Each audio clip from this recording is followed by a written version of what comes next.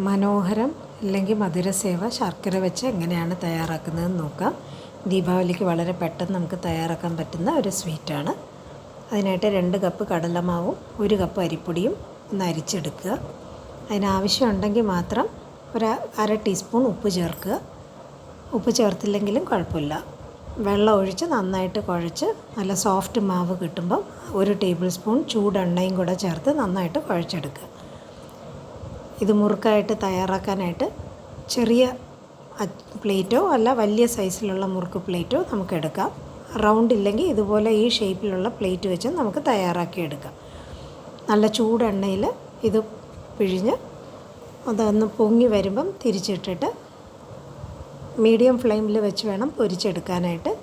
ഒച്ച അടങ്ങുന്നത് വരെ പൊരിച്ചെടുക്കുക. ഇതിപ്പോൾ നല്ല വലിയ അച്ചയാണ് എടുത്തിരിക്കുന്നത്. മീഡിയം സൈസാണെങ്കിൽ മീഡിയം സൈസും നമുക്ക് ഇതുപോലെ തന്നെ മുറുക്ക് തയ്യാറാക്കി എടുക്കാം. ആദ്യം കാണിച്ച ആ ചെറിയ സൈസിലുള്ള മുറുക്ക് മതി എന്നുണ്ടെങ്കിൽ അതിൽ പിഴിഞ്ഞ് നമുക്ക് മനോഹരം തയ്യാറാക്കാം. ഇതുപോലെ തന്നെ ബാക്കിയുള്ള മാവിലും മുറുക്ക് പിഴിഞ്ഞെടുക്കുക. ഒന്ന് തണുത്തതിന് ശേഷം ചെറിയ കഷ്ണങ്ങളായിട്ട് മുറിച്ചെടുക്കുക. നമ്മൾ മുറിക്കുമ്പം നടുഭാഗം ഇതുപോലെ ചെറിയ ഹോളുള്ള മുറുക്കാണെങ്കിൽ കറക്റ്റ് ടെക്സ്ചറാണ് മനോഹരം തയ്യാറാക്കുന്ന മുറുക്കിൽ. ഇനി ഇതിനായിട്ട് 2.25 കപ്പ് ശർക്കരയാണ് എടുത്തിരിക്കുന്നത്. 1/2 കപ്പ് വെള്ളം ഒഴിച്ച് ഇതുപോലെ നന്നായിട്ട് അലിയിപ്പിച്ചെടുത്ത് നന്നായിട്ട് തിളപ്പിച്ചെടുക്കുക. ശർക്കരയുടെ പാക് നമുക്ക് തയ്യാറാക്കി നോക്കാം. ഇതുപോലെ കലങ്ങിപ്പോകുന്ന പരുവമല്ല, കുറച്ചും കൂടെ തിളപ്പിക്കുമ്പോൾ നന്നായിട്ട് ഉരുട്ടി തക്കാളി പരുവം പോലെ കറക്റ്റ് ഷേപ്പിൽ ഇതുപോലെ ഉരുട്ടിയെടുക്കാൻ പറ്റുകയും വേണം. നല്ല സ്മൂത്തായിരിക്കുകയും വേണം. ഈ പാകം വരെയാണ് തയ്യാറാക്കിയെടുക്കുന്നത്.